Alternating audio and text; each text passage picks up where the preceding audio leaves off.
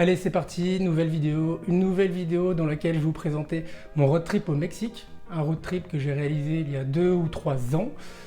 Donc une nouvelle fois, je vais vous présenter mon trajet, le parcours, des petites anecdotes et des petites astuces pour ce voyage. Donc pendant ce voyage, je suis resté essentiellement dans la péninsule du Yucatan, le Yucatan qui regroupe 3 États, l'État du Quintana Roo, le Yucatan et Campeche, l'État de Campeche. Donc pour ce voyage, j'ai loué une voiture directement depuis l'aéroport de Cancún et j'ai réalisé une boucle en descendant vers par l'est du pays, puis en remontant par le sud, en passant par Mérida et puis les îles Isla Mujeres, Holbox, puis retour à Cancún. Donc pour la première partie de ce voyage, j'ai atterri à Cancún. C'est à partir de là où j'ai pu louer une voiture directement depuis l'aéroport et je suis allé directement à Tulum. Donc Tulum est une petite ville donc à l'est de la péninsule du Yucatan. C'est au sud de Cancún, je crois qu'il y a quelques heures en voiture, je ne sais plus exactement.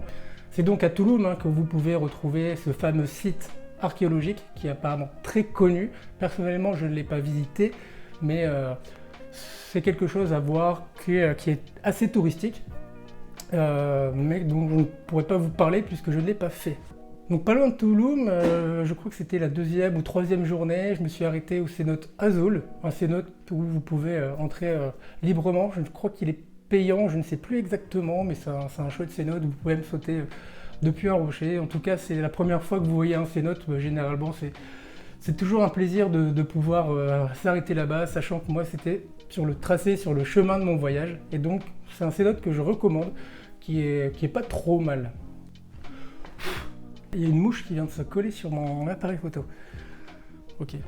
Donc en redescendant par le sud et après avoir fait le cénote Azul, je me suis arrêté à Coba. Coba qui est un site archéologique où il y a plusieurs temples. Je crois qu'il y a 3 grandes parties de temples. Coba est juste génial, il fait 42 mètres de haut et la petite particularité, c'est que vous pouvez monter en haut. C'est super raide, vous devez même vous accrocher à une corde pour pouvoir y monter, mais c'est un des meilleurs temples, c'est le meilleur temple que j'ai fait au Mexique. Donc vous prenez littéralement une claque, vous traversez une péninsule, vous traversez la jungle pour y accéder. Il faut prévoir 2 heures de marche environ. Donc le site est ouvert de 7h à 17h tous les jours, du lundi au dimanche.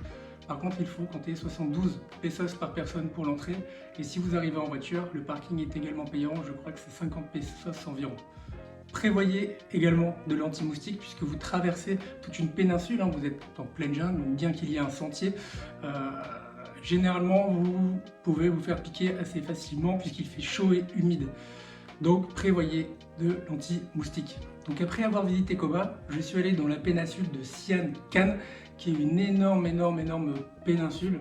Donc le site de Sian Can, c'est un site que je recommande. Je crois qu'il n'est pas très connu. D'ailleurs, je crois que j'étais tout seul à ce moment-là, il n'y avait pas d'autres touristes. Je pense que ça commence à se faire connaître, puisque beaucoup commencent à en parler. Voir, putain, cette mouche. C'est toujours une mouche. Donc la première étape de la... Donc la première étape de la traversée du site de Sian Can, vous commencez par traverser le site archéologique de Mui. C'est génial, c'est même extraordinaire parce que je crois que c'est un des seuls sites où vous vous sentez le plus libre. Vous êtes totalement libre, vous n'êtes pas obligé de suivre le sentier. Vous pouvez passer entre les temples, même vous enfoncer dans la péninsule et traverser la jungle. Il y a une grande sensation de liberté et généralement, comme ce n'est pas touristique, vous êtes seul. Donc c'est ça l'avantage. Donc il y a 3 groupes de temples principaux à visiter. Certains temples ne sont même pas entièrement restaurés. Donc il faut compter une trentaine de minutes. Et vous pouvez passer tout le temps que vous voulez en fait. Donc c'est ça qui est génial. Donc ensuite, après avoir traversé le site archéologique, vous pouvez ensuite traverser la jungle pour accéder à ce fameux panorama.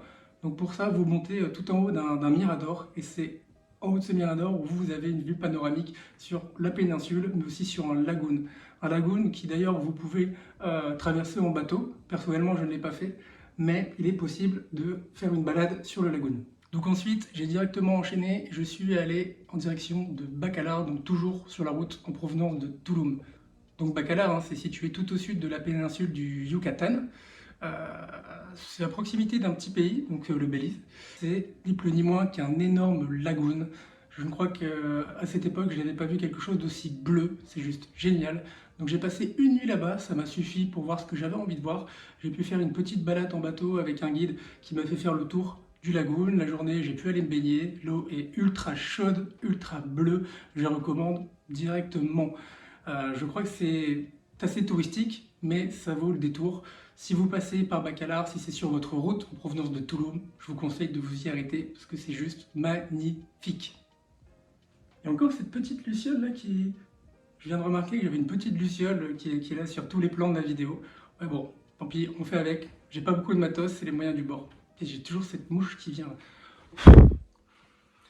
Donc voilà, c'était la première partie de la vidéo sur le Mexique. J'espère qu'elle vous aura plu. J'ai essayé d'être le plus précis possible, mais en même temps donnant pas trop d'informations. La deuxième partie arrivera assez rapidement, je pense. Voilà, donc en attendant, n'hésitez pas à vous abonner, mettre un petit like ou mettre en commentaire vos impressions, peut-être aussi vos anecdotes ou partager votre trajet s'il était différent. Donc n'hésitez pas à mettre un commentaire avec vos conseils. Voilà, donc je vous dis à bientôt dans la prochaine vidéo.